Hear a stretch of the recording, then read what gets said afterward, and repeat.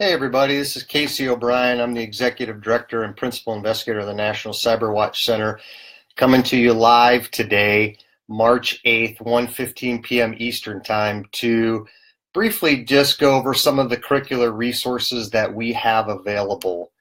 And I want to start off talking about why we make these resources available, or the problem we're trying to solve. And that's to make it easier for higher education institutions to stand up degree and certificate programs in information security, as well as provide content for various technical courses in these degree and certificate programs.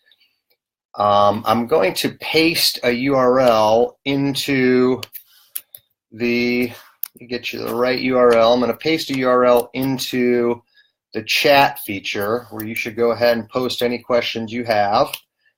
And the URL I'm posting brings you to the curricular resources page on the National CyberWatch Center site. And when you go to that site, you'll notice a number of resources available, all of which I will be getting into in more detail in subsequent Facebook Live Power Lunches, picking up again on the 22nd of March in 2 weeks. Those resources are a curriculum guide that we made available last June, which describes our 13-plus year history of creating hands-on, skills-based information security curricula, mapping efforts to various frameworks and job roles, and various other types of curricular frameworks being developed by the likes of the Association of Computing Machinery, Why Us, and then digging deeper into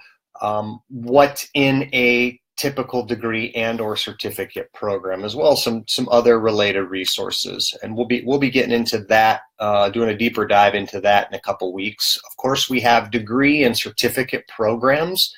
So these are ways in which schools can package degrees and certificate programs to adopt and adapt for their local needs. And we've gotten input from subject matter experts through our curriculum standards panels, which I'll talk about here in a minute, input from industry partners and state and local government partners as well, to make sure that we're providing the kinds of technical courses and packaging them in a way, and then of course providing the wraparound knowledge and skills so that students can move into jobs.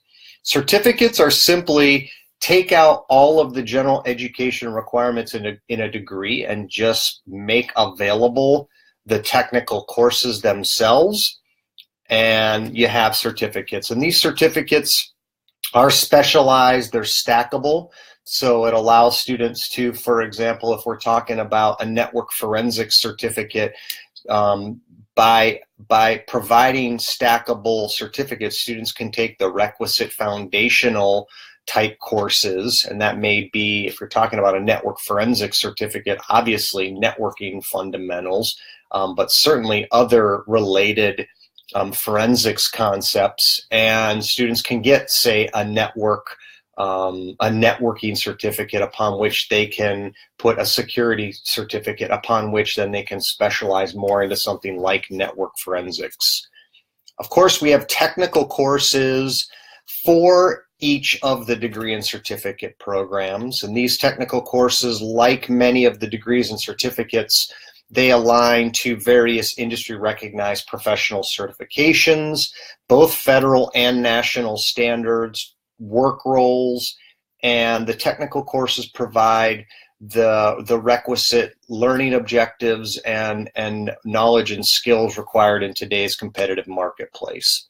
In terms of instructional content available across the technical courses that then get compiled or consolidated and put into degree and certificate programs, we have a number of resources available. We have 5 ebooks that we published with Jones and Bartlett Learning that map to specific National CyberWatch technical courses, which are across our various degree and certificate programs.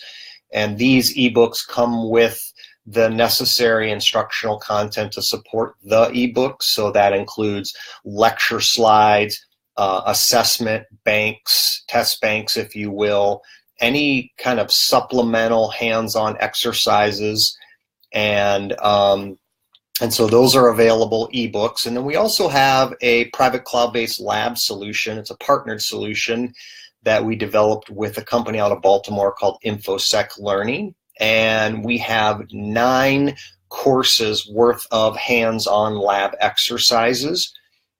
This is a private cloud environment. It integrates into a school's learning management system, so you can support single sign-on. It's centralized, it's free to faculty and to schools, and we're constantly adding new hands-on skills-based labs all the time. And then the last couple curricular resources I want to describe have to do with our curriculum standards panel, which we established in 2016 to identify a number of things. 1, the learning objectives, 2, the concepts, 3, the procedures, 4, the situational judgments, and 5, the intellective capabilities or abilities required to successfully complete courses that we currently have available as digital courseware. And you can go to the URL that I posted in the Facebook Live session and read more about our curriculum standards panel work, some reports we've done, and get more information, including how perhaps you may be able to volunteer on one of the panels. The last curricular resource I want to talk about is our new competency-based mastery learning curricula that we are developing. And the whole problem we're trying to solve with competency-based mastery learning curricula is to increase the capability and maturity of both the entrant and incumbent IT workforce. And we've got a number of resources available. We've got a project going on right now with the National Security Agency to build a pilot implementation of a competency-based mastery learning for one course, an information security fundamentals, which is an IT security type course. So those are the resources available. Be sure to check out our site. I will be doing another Power Lunch via Facebook Live on March 22nd. I'll be doing a deeper dive into the degree and certificate programs we have, as well as the curriculum guide and the technical courses in those degree and certificate programs. And that'll start up at 1:15 p.m. Eastern Time on the 22nd. And then look for a follow-up Power Lunch on the 29th of March, where we do a deep dive of our private cloud-based lab solution. What's involved with that? What were the design considerations? Why would you want to use it? So as always, go to nationalcyberwatch.org and sign up for our mailing list, and we'll see you all again on March 22nd. Thank you.